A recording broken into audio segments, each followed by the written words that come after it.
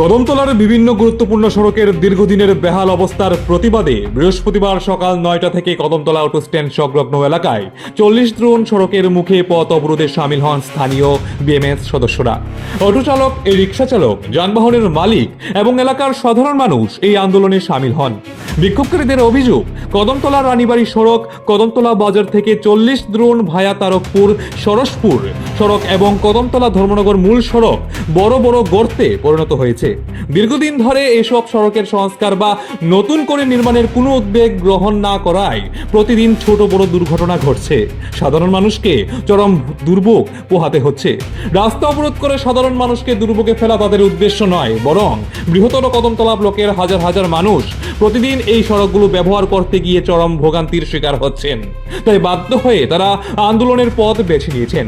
বিক্ষোভকারীরা আরো দাবি করেন, নির্ভরযোগ্য সূত্রে জানতে পেরেছেন দুটি গুরুত্বপূর্ণ সড়কের সংস্কারের জন্য অনেক আগেই টেন্ডার প্রক্রিয়া সম্পন্ন হয়েছে, কিন্তু সংশ্লিষ্ট দপ্তরের গড়িমসির কারণে এখনো কাজ শুরু হয়নি।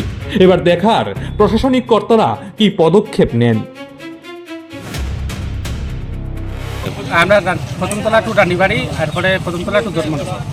কি হয়েছে? রাস্তাটা একবার বেয়াল দোষ, আমরা গাড়িগুলো একদম চালাইতাম পাইতাম না। জল টল জমা বড় বড় গপ্র ইয়া বই থাকছে।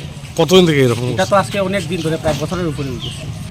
দেখেন, অনেক দিন যাবৎ কদমতলা থেকে ধর্মনগর এবং কদমতলা থেকে তারকপুর বা কদমতলা থেকে ফুলবাড়ির যে রাস্তাগুলো আছে সেই রাস্তাগুলোর বেহাল দশা।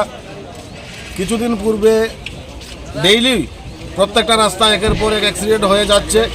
আমরা বাধ্য হয়ে আজকে এলাকাবাসী এবং এখানে যারা বিএমএসের যারা শ্রমিক আছেন সবাই মিলে আমরা রাস্তাটা অবরোধ করতে বাধ্য হয়েছি। আমাদের মেইন উদ্দেশ্য রাস্তা অবরোধ করে মানুষকে বিভ্রান্ত করা বা মানুষকে যাতায়াতের অসুবিধা আমাদের মূল লক্ষ্য নয়। 40 জন তারকপুর রাস্তাটা, আমরা রাস্তাটা মেরামত চাই। এটা আজকে প্রায় 8-9 মাস থেকে আইছে না। কি দাবি আপনাদের? আমরা দাবি হইল রাস্তাটা মেরামত, কিন্তু এটার কোনো কাজ করা হয় না। অনেক বড় বড় গর্ত আছে। আমাদের মূল উদ্দেশ্য হইল এই রাস্তাটা ঠিক করার জন্য। রাস্তাঘাট বন্ধ করছি, এই যে রাস্তাঘাটের বেহাল অবস্থা, আমরা গাড়ি চালাইতে পারি, গাড়ির অনেক ক্ষয়ক্ষতি হয়। কোনোটা রাস্তা প্যাসেঞ্জার লইয়া গাড়ি লইয়া রাস্তার দিকে যাওয়া যায় না, অ্যাক্সিডেন্ট হয়, রাস্তাঘাট ঠিক নাই।